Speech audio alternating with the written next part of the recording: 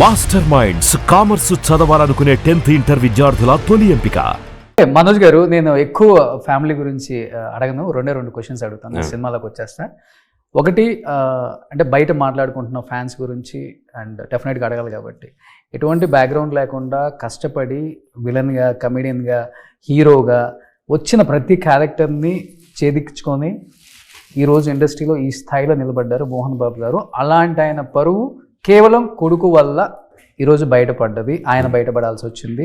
10 మందికి చెప్పే ఆయన 10 మంది అది చెప్పించుకోవాల్సి వస్తుంది అనేది ఎక్కువ వినపడుతుంది. దానికి ఏం చెప్తారు ఆన్సర్? మూర్తి గారి ఇంటర్వ్యూ చూడండి అంటారు. బికాజ్ ఆయన క్లియర్గా ఎక్స్ప్లెయిన్ చేశాను ఎందువల్ల అది అయింది అనేది. ఉద్దేశం నాన్నగారి మీద నేను ఏం మాట అనలేదు, ఒక కేసు లేదు, కలెక్టర్ ఆఫీస్కి రమ్మని నేనే లేదు, కేసులు పడింది నా మీద, నా వైఫ్ మీద. అండ్ మీరే ఆలోచించండి, అంత పెద్ద అయిన నాన్నగారు ఒక ఇంతమంది ఆడవాళ్ళకి చదువులు చెప్తూ, ఇంత గొప్పగా మీరు చెప్పినలాగా ఇంత గొప్పగా చేస్తూ, ఒక తల్లిదండ్రులు లేని అమ్మాయి మీద, ఇంటికి వచ్చిన కోడలి మీద కేసు వేస్తారనుకుంటున్నారా?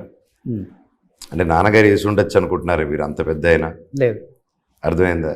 అంటే మీరు ఆలోచించండి, ఆయన వరకు అంత రీచ్ అవ్వట్లేదు. కొడుకు మీకు కూడా రీచ్ అవ్వట్లేదు. నాకు రీచ్ అవుతుంది, ఆయనకి రీచ్ అవ్వట్లేదు. ఓకే. అంటే ఒక just because to control me, ఒక ఆడదాన్ని కూడా చూడకుండా కేసేస్తే, and what would you do అండి? మీకు పెళ్ళయిందా? అయింది. మీకు ఆ సిచ్యువేషన్లో నువ్వు మాట వినట్లేదని, లెట్ బి ది రీజన్. తర్వాత రీజన్ అన్ని మూర్తి గారి దాంట్లో చెప్పాను, అన్నింటిలో తెలుసు, అందరూ తెలిసి it's all over the place. ఆ క్వశ్చన్కి నేను తీసుకొచ్చానండి, నేను తీసుకొచ్చానా మీరు తీసుకొచ్చారా అనే క్వశ్చన్. ఇప్పుడు వాట్ వుడ్ యూ డూ? మీ వైఫ్ మీద కేసులు వేసి నీ 6-7 months కూతురి మీద కేసు, 6-7 months కూతురిని నీ ఎఫ్ఐఆర్లో ఫైల్ చేసి, జస్ట్ బికాస్ టైట్గా ఉంటుంది కేసు అని చెప్పి వైఫ్ని ఇంక్లూడ్ చేసి, అంటే మోహన్ బాబు గారు స్థాయికి మోనిక అనే నా వైఫ్ థ్రెటనింగ్ చేయగలుగుతారండి? ఈవిడ థ్రెటన్ చేస్తే థ్రెటన్ అయిపోతారండి ఎవరు? మోహన్ బాబు గారు. మీరు చెప్పండి, నీకు తెలుసు కదా ఇండస్ట్రీ, నీకు బాగా క్లోజ్గా అందరూ తెలుసు కదా బ్రదర్. అవుతుందా? అది ఎంత ఫాల్స్ స్టేట్మెంట్. అండ్ నేను క్లియర్గా చెప్పాను, గొడవ అయింది కదా, గొడవైన వెంటనే నేను రోడ్డుకి తీసుకొచ్చానన్నారు కదా, నేను తప్పు చేశానన్నారు కదా, నేను దౌర్జన్యంగా ఇంట్లోకి వచ్చాను కదా, సీసీటీవీ ఎక్కడ?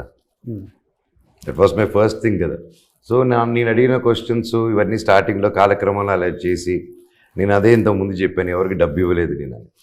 సో ఎంతో రిసోర్సెస్ వాడుకొని, అండ్ నేను అదే పనిగా సీఎంఎల్ని, అదే పనిగా మినిస్టర్ని, అదే పనిగా నేను వెళ్ళి పరిగెత్తుకుంటూ కలిసి నా వెనకాల మాట్లాడి, అది నేను చేయలేదు. ఏదన్నా ఓపెన్గా చెప్పాను, ఆల్వేస్ ఎదురుగా కూర్చొని మాట్లాడదామని అడుగుతున్నాను, ఈరోజు కూడా అడుగుతున్నాను.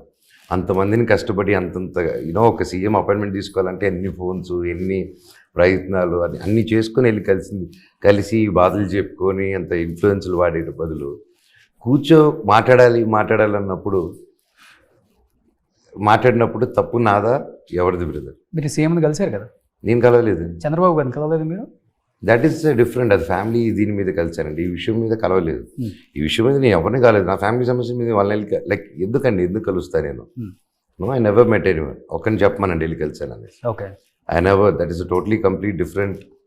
నేను ఫ్యామిలీ సినారియో వెళ్ళి కలిసానే తప్ప, not regarding a family issues or anything else. But Manoj garu, ఈ ఇష్యూ జరిగినప్పుడు మీ గురించి కన్నా కూడా ఎక్కువ మంది ఆలోచించింది మోనిక గారి గురించి. ఎందుకంటే అటు పక్కన పేరెంట్స్ లేరు. భూమా ఫ్యామిలీ అంటే ఒక బ్రాండ్ చెప్పాలంటే, రాయలసీమలో, ఆలగడ్డలో కావచ్చు, ఎక్కడైనా కానీ. నాకు ఆ ఫ్యామిలీతో ఒక మంచి బాండింగ్ ఉంది. అఖిలప్రియ పాలిటిక్స్లో ఉన్నారు కాబట్టి మేము రెగ్యులర్గా కొంచెం టచ్లో ఉంటాం కాబట్టి నాకు తెలుసు వాళ్ళ ఫ్యామిలీ గురించి కొన్ని. అమ్మైనా, నాన్నైనా, అక్క అయినా కానీ అఖిలప్రియ నా ఇంట్లో.